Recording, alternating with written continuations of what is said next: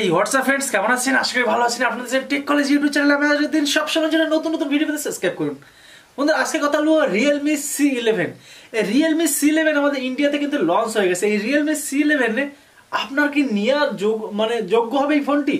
আপনি যে ফোনটি কিনবেন আপনার জন্য কি যোগ্য এই ফোনটি, না আপনার জন্য অযোগ্য এই ফোনটি? সমস্ত কিছু জানতে এই ভিডিওটি সম্পূর্ণ দেখুন। আমি আপনাকে বলবো এই ভিডিও থেকে Realme C11 কি আপনার জন্য সত্যিই আদৌ যোগ্য কি ফোন নাকি অযোগ্য ফোন।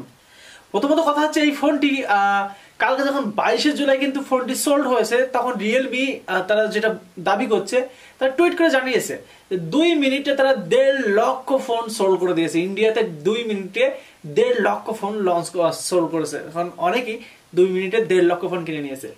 এই ফোন নিয়ে সব থেকে বেশি পারফরমেন্স বা বেশি ক্ষমতা যদি বলা হয়, এই ফোনে 5000 এমপির ব্যাটারি থাকছে। হ্যাঁ বন্ধুরা, সব থেকে এই ফোনের নামই চলছে কিন্তু ব্যাটারি ফোন।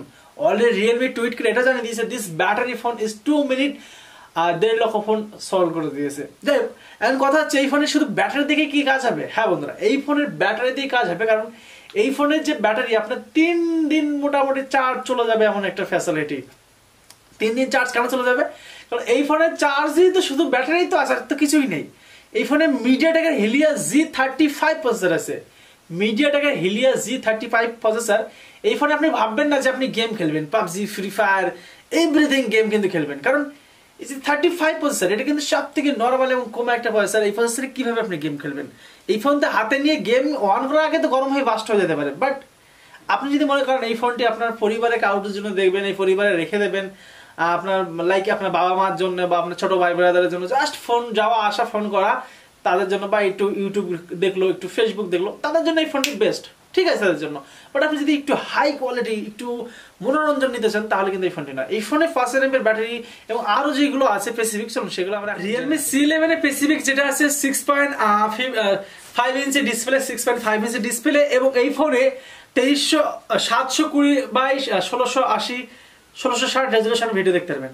720x1680, মানে এখানে এইচডি কিন্তু হচ্ছে না, এটা এইচডি মানে এইচডি হচ্ছে। আপনি এইচডি তে ভিডিও দেখতে পারবেন, এই ফোনে এইচডি তে ভিডিও দেখতে পারবেন। এইচডি আর এইচডির মধ্যে তফাৎ আছে। এইচডি মানে একটু হালকা ক্লিয়ার এবং হালকা নরমাল, তাহলে এখানে কিন্তু ভিডিও কোয়ালিটি খুব একটা ভালো আপনি পাবেন না। সেই সাথে সাথে এখানে আছে ডিসপ্লে রেজুলেশন 20.9। এই ফোনের যদি স্পেসিফিক কথা বলা হয়, সেটা হচ্ছে অ্যান্ড্রয়েড 10 ভিত্তিক ফোন হবে, অ্যান্ড্রয়েড 10 থাকবে, এবং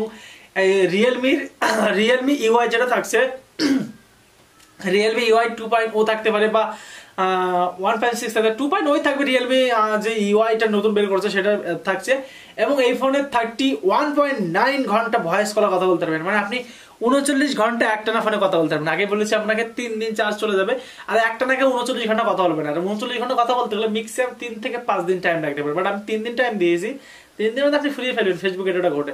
বাট যদি আপনি শুধু ফোন করার জন্য নেন এই ফোনটি, তাহলে আপনি 39 ঘন্টা ফোনে কথা বলতে পারবেন।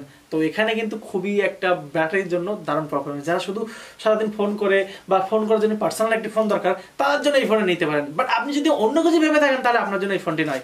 আশা করি আপনার ভিডিওটি ভালো লাগবে। লাইক করে, কমেন্ট করে পাশে থেকে জানাবেন ভিডিওটি কেমন লেগেছে।